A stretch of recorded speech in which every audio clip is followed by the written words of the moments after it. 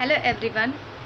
Bihar police की important topics के series में ये दूसरी सीरीज़ है। पहली मैंने करेंट अफेयर से रिलेटेड टॉपिक्स जो मोस्ट इम्पॉर्टेंट है और जिससे मैक्सिमम चांसेस है एग्ज़ाम में क्वेश्चन बनने का, वो मैंने करा दिया है। जो लोग वीडियो नहीं देखे हैं तो इससे पहले वाली इसी चैनल पे जस्ट वो वीडियो है, आप देख लें ताकि आपको एग्ज़ाम में क्लियर रहे कि इस टॉपिक का तो रिवीज़न करना ही है, बाकी टॉपिक्स को भी करना है, बट इसको स्किप नहीं कर सकते। तो आज मैंने बायोलॉजी का टॉपिक उठाया है। मैंने कल ही बता दिया था कि आज मैं बायोलॉजी का टॉपिक कराऊंगी, ठीक है। तो आप लोग जो मैं टॉपिक बता रही हूँ ये रिवीज़न पर्पस से है। मैं ऐसा आशा करती हूँ कि आप सारे टॉपिक्स अच्छे से पढ़ चुके होंगे। कब? क्योंकि अब एग्ज़ाम में टाइम नहीं है। आज 18 है तो बस इधर आपके पास लगभग 15 दिन ही बचे हैं, 15 से 18-15 दिन। तो उसी में आपको क्विक रिवीज़न के पर्पज़ से मैंने ये टॉपिक्स सेलेक्ट किए हैं जिससे क्वेश्चन बनते हैं सारे एग्ज़ाम, चाहे वो कोई भी एग्ज़ाम हो, बिहार पुलिस हो, बिहार दरोगा हो, एसएससी हो या कोई भी हम लोग एग्ज़ाम देते हैं तो इन टॉपिक से क्वेश्चन 100% हमें देखने को मिलता है। तो आपने सारा चैप्टर्स तो पढ़ ही लिया है।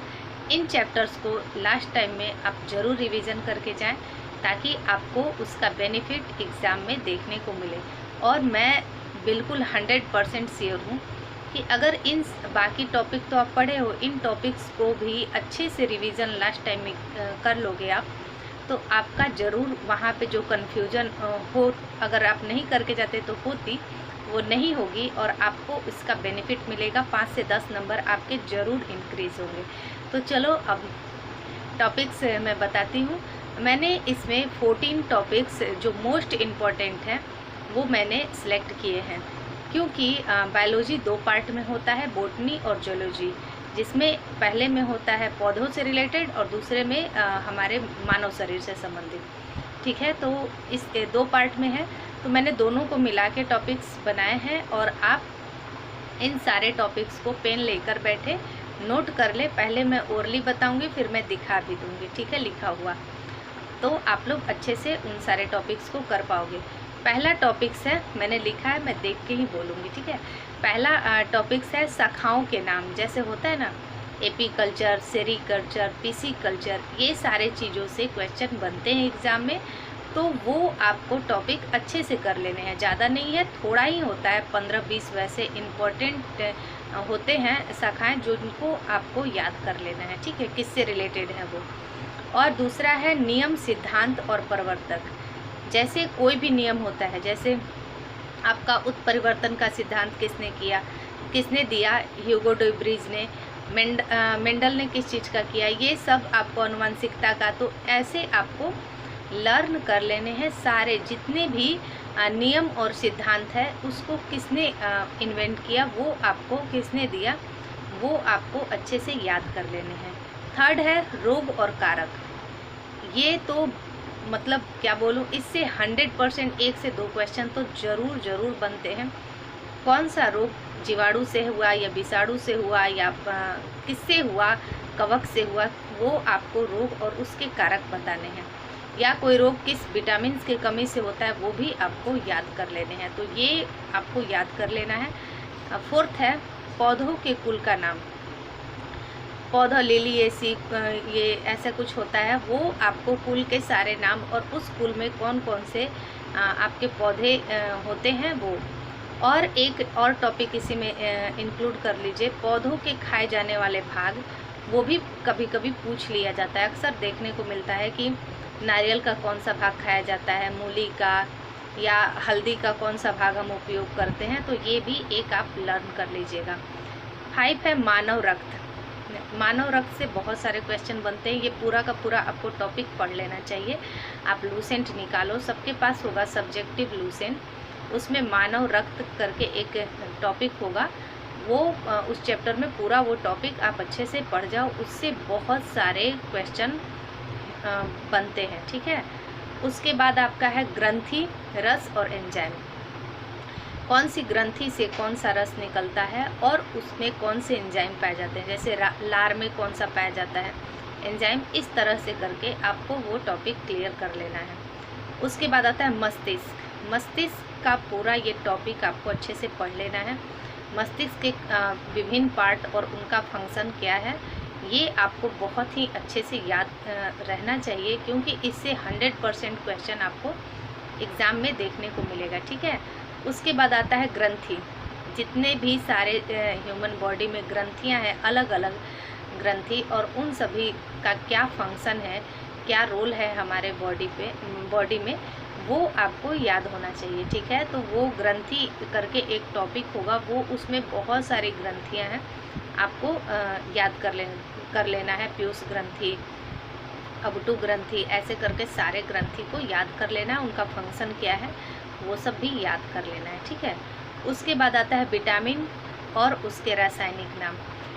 बहुत सारे जो विटामिन्स हैं ए से के तक, वो सारे आपको विटामिन्स का ये टॉपिक पढ़ लेना है, उनका क्या नाम है, रासायनिक नाम, वो आपको याद कर लेना है, ठीक है।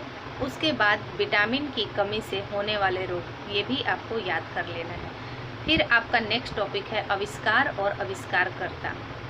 अलग अलग बायोलॉजी में जो जो भी चीज़ों का आविष्कार हुआ है, वो आपको एक सेपरेट उसमें टॉपिक मिल जाएगा, लूसेंट में या किसी भी बुक में, या यूट्यूब पे आप सर्च करेंगे तो वो भी मिल जाएगा, उसको आपको पढ़ लेना है। जैसे विटामिन बी का आविष्कार किसने किया, पेनिसिलिन का किसने किया, इस तरह से आपको आविष्कार याद कर लेना है। किसी भी टीके का आविष्कार किसने किया, अलग अलग टीके हैं ना, चेचक का टीका, ये वो, तो वो आपको याद कर लेना है।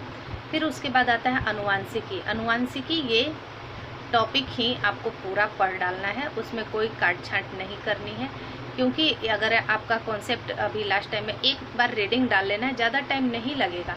अगर आप पूरा टॉपिक अनुवांशिकी पढ़ोगे तो मुश्किल से 15 से 20 मिनट लगेंगे, लेकिन अगर वो टॉपिक आप एक बार ध्यान से पढ़ लोगे ना, तो उससे क्वेश्चन आपके नहीं छूटेंगे, और अनुवांशिकी से क्वेश्चन तो बनता ही है। ये एग्जामिनर का जो होता है ना, फेवरेट टॉपिक है, तो आपको याद कर लेने हैं। उसके बाद आपका है कोशिका विज्ञान, ये भी एक सेपरेट टॉपिक है, उसको आपको अच्छे से पढ़ लेना है। सारी कोशिकाओं के बारे में उसमें पढ़ लेना है, ठीक है।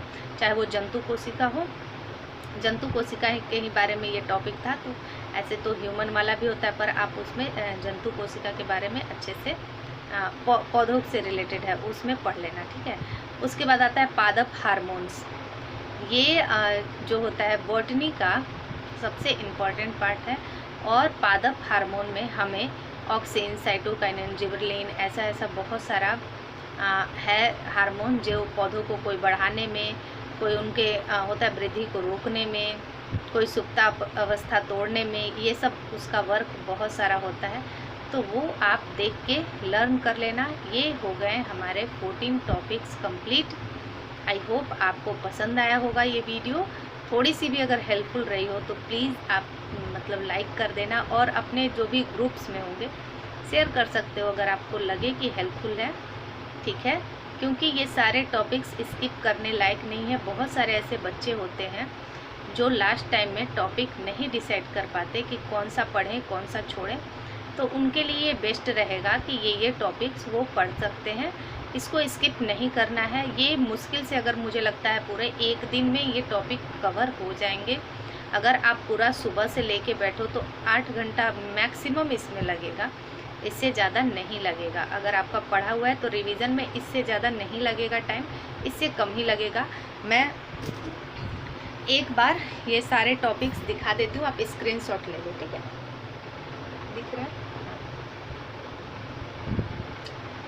चलो, आई होप आपने अपने सहूलियत के हिसाब से ले लिया होगा स्क्रीनशॉट। चलो नेक्स्ट टॉपिक आप लोग बताना, अगर साइंस का फिजिक्स या केमिस्ट्री कौन सा करा दूँ, या कोई और सब्जेक्ट जो आप चाहते हो।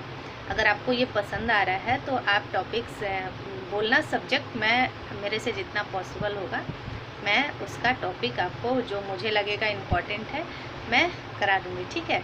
चलो अभी के लिए थैंक यू।